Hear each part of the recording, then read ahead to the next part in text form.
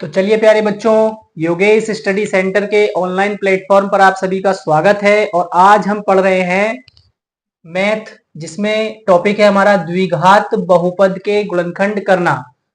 ये किसी भी क्लास का बच्चा सीख सकता है। आज हम बिल्कुल जीरो लेवल से सिखाएंगे कि इनके जो द्विघात बहुपद है इसका गुणनखंड आप कैसे करते हैं और गलती ना हो उसके लिए भी क्या ध्यान रखा जाता है। ठीक है, तो सबसे पहले हमारे पास में यहां एक्स स्क्वायर का गुणांक है 12 और ये अचर पद है 1, तो इन दोनों की कर लेते हैं मल्टीप्लाई। टोटल कितना आ गया?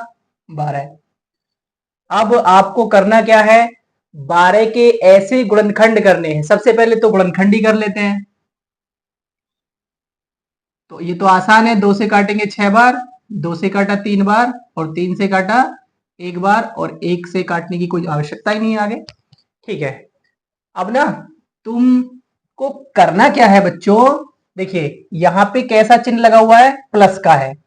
इस प्लस के चिन्ह होने से हमको ये पता चल गया कि जो हम बीच वाले पद को तोड़ेंगे, जो माइनस का 7x है, हमें इसको जो तोड़ना है तो वो दोनों चिन्ह जो आएंगे वो प्लस के होंगे या माइनस के होंगे। मतलब दोनों चिन्ह समान होंगे।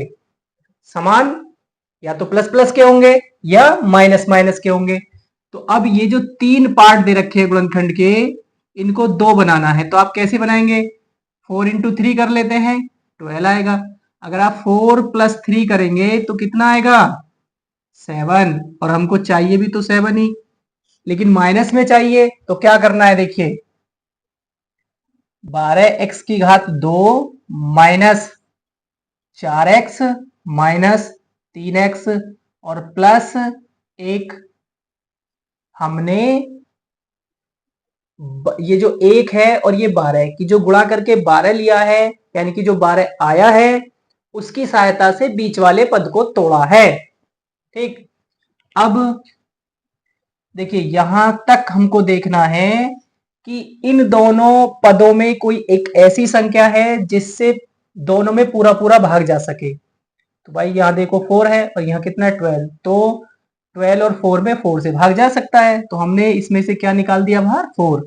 इसके बाद यहाँ देखिए एक्स स्क्वायर है और यहाँ पे क्या है, एक्स, तो यहाँ से भी एक्स कॉमन ले सकते हैं। तो यहाँ से क्या बचेगा, अब 4 से भाग करेंगे 3 और एक्स से भाग करेंगे तो एक्स और माइनस, यहाँ तो पूरा पूरा कटेगा। जब पूरा कटता है भाग में तो 1 बचता है।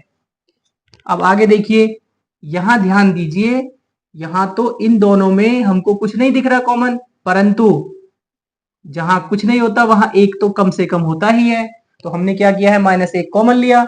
इसके बाद देखिए यहां से क्या बचेगा, 3x। अब माइनस जब हम बाहर कॉमन ले चुके हैं तो अंदर वाला जो चिन्ह है वो बदल जाता है, तो ये माइनस हो जाएगा।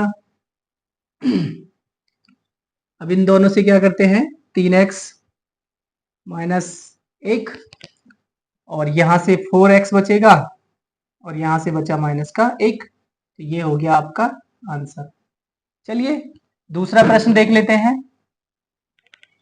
दूसरा प्रश्न है आपके पास में 2x square plus 7x plus 3। करना तो आपको ऐसे ही है, बिल्कुल सेम टू सेम।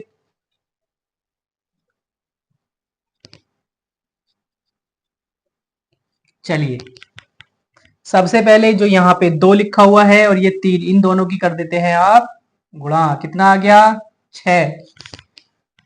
अब 6 के आपको ऐसे गुणनखंड करने हैं जिनको जोड़ने से कितना आ जाए, 7, क्योंकि यहाँ पे प्लस का चिन्ह है भाई, इसलिए। ठीक है, तो कैसे करना है, तो 6 एकम अगर 6 कर दें तो वैसे तो 6 आएगा, लेकिन अगर 6 प्लस 1 करते हैं तो कितना आ जाता है, 7। हमको इसकी आवश्यकता पड़ेगी। ठीक है, चलिए 2x की घात 2 प्लस ये कितना लिखेंगे, 6x और प्लस 1x, या केवल x भी लिख सकते हैं, और प्लस में 3। यहां से यहां तक और यहां तक ध्यान दो। देखिए इन दोनों में अभी पिछले सवाल में बताया है कि एक ऐसी संख्या लेनी है जिससे दोनों में भाग जा सके, तो 2 तो है ही आपके पास, और एक x निकाल देते हैं। यहां भाग करेंगे तो x बचेगा और यहां भाग करेंगे तो x से पूरा x कट गया, 6 को भाग करेंगे 2 से, बचेगा 3। इसके बाद प्लस, इन दोनों में कोई समानता नजर नहीं आ रही, लेकिन एक तो है ही आपके पास, और ये भी हो जाएगा x प्लस 3। अब ये क्या हो गया आपके पास में, यहां से और यहां से x प्लस 3 कॉमन लेते हैं, तो यहां से क्या बचा 2x, और यहां से बचा प्लस का 1। ये हो गया अभी आपके पास में आपका करेक्ट आंसर।